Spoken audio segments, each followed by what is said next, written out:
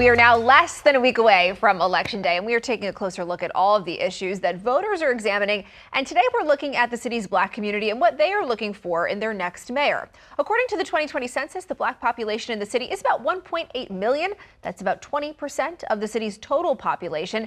And it's down more than 80,000 from the 2010 census. As we take a look at it borough by borough, in 2020, more than a quarter of the residents in the Bronx and Brooklyn were Black. That's compared to about 16% in Queens and 12% in Manhattan and 9% on Staten Island.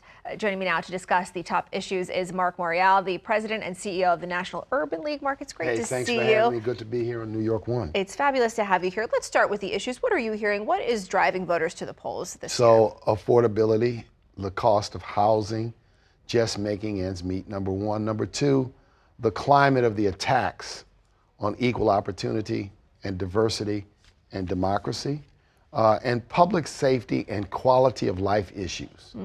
Gun violence are always going to be issues for all voters, but African American voters live in communities where they sometimes are disproportionately the victims of violence. So all of these issues combined, I think there's a thirst for change and a new direction, but there's also trust issues here, whether promises that are going to be made in an election are going to be kept, whether politicians that make promises have the wherewithal or the intentionality to keep those promises. Do you think that is perhaps why Andrew Cuomo did better with the Black population in the Democratic primary? There was a lot of discussion over the fact that Zohran Mamdani, the Democratic nominee, has actually struggled to make some grounds in that community. So the Cuomo family, Mario Cuomo and Andrew Cuomo, have long-standing, deep relationships with many in the Black community.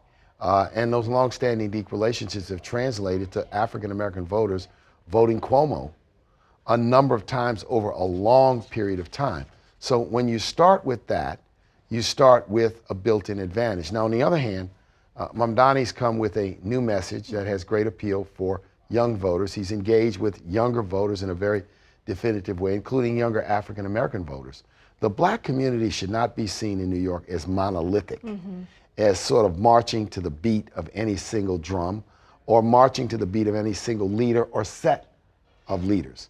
It's an extremely diverse population, and particularly with Mayor Adams not in the race, African American voters therefore are searching to which way they're going to go. I think you're going to see African American voters being very influential, but I also think you're going to see African American voters not consolidating either behind a Cuomo or a Mamdani in this election because of the factors I've indicated. Some people have already voted, some people have already made up their mind, but for those who have not made up their mind, what do you think the remaining candidates can do to make Black voters feel confident in them in this final stretch? You need to be seen in the community. You need to be seen by the voters. Voters become weary of the endless stream of advertising, television commercials, digital commercials. You end up seeing the same commercials 8 to 10 times.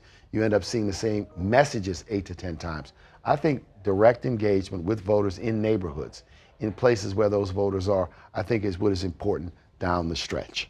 I do want your opinion on that statistic that I mentioned off the top, the decline in the Black population in the city. What is your reaction to that? What actions Housing can the mayor cost, job and wage depression, economic issues.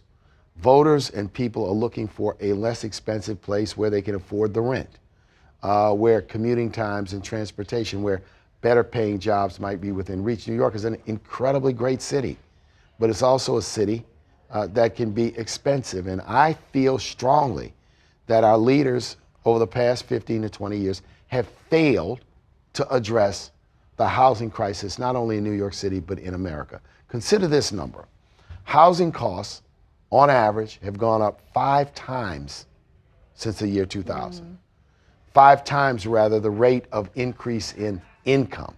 So income is going up like this, housing costs are going up like that. If you want to know what's driving affordability, if you want to understand what's driving the inflation crisis in America, in New York, but all across America, it is housing.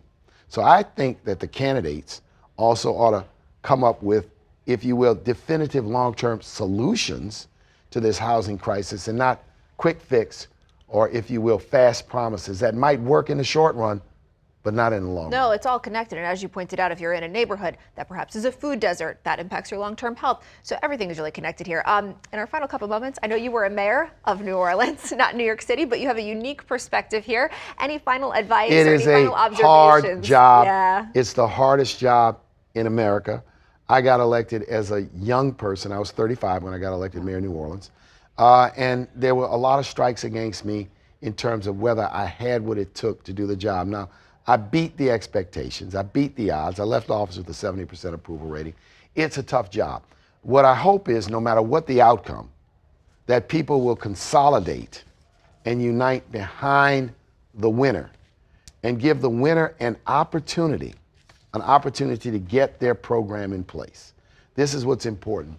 After you're elected, you're the mayor, not only of the people who voted for you, you're the mayor of all the people in the city.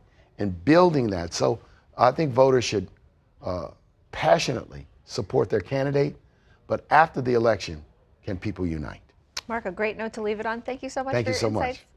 Thank you for watching our YouTube channel. Let Spectrum News be your resource for balanced, in-depth political coverage, and click the subscribe button right here. You can also download our app or watch us on TV to learn more about the candidates, where they stand on the issues, and more. We'll see you then.